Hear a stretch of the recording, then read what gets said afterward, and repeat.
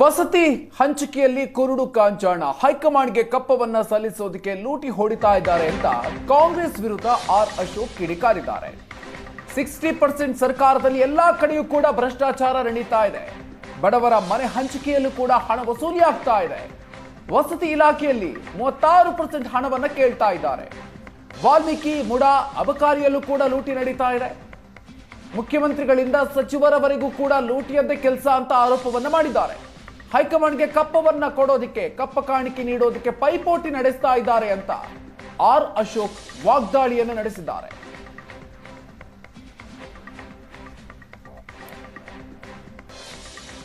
ಈ ಸರ್ಕಾರನೇ 60% ಸರ್ಕಾರ.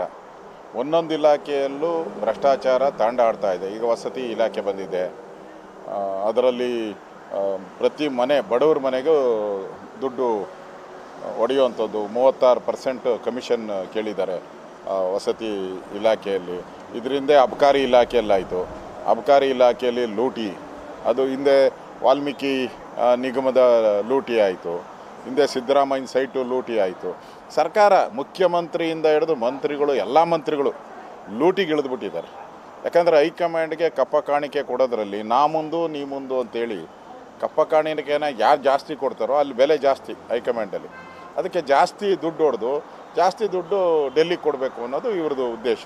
ಆ ಉದ್ದೇಶದಿಂದ ಇವರು ಕರ್ನಾಟಕವನ್ನು ಲೂಟಿ ಮಾಡ್ತಾ ಇದ್ದಾರೆ.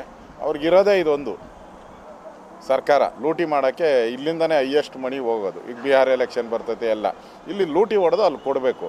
ಇವರು ಮಂತ್ರಿಗಳ ಪದವಿ ಹಂಗೆ ಕಂಟಿನ್ಯೂ ಮಾಡಬೇಕು, ಅಷ್ಟೇ ಇವ್ರದ್ದು ಫಾರ್ಮುಲಾ. ಅದರಿಂದ ರಾಜ್ಯದ ಜನತಾನ ಲೂಟಿ ಮಾಡ್ತಾ ಇದ್ದಾರೆ. ಇದು ನಾವು ಹೋರಾಟವನ್ನು ಫಿಕ್ಸ್ ಮಾಡ್ತಾ ಇದ್ದೀರಿ.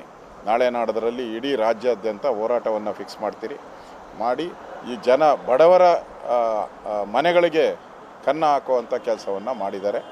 ಆ ವಿರುದ್ಧವಾದಂಥ ಹೋರಾಟವನ್ನು ನಾವು ಮಾಡ್ತೀವಿ.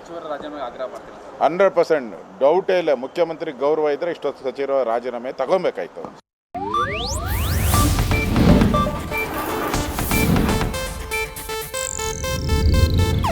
ಇದು ಏಷ್ಯಾನೆಟ್ ನ್ಯೂಸ್ ನೆಟ್ವರ್ಕ್ ಪ್ರಸ್ತುತಿ.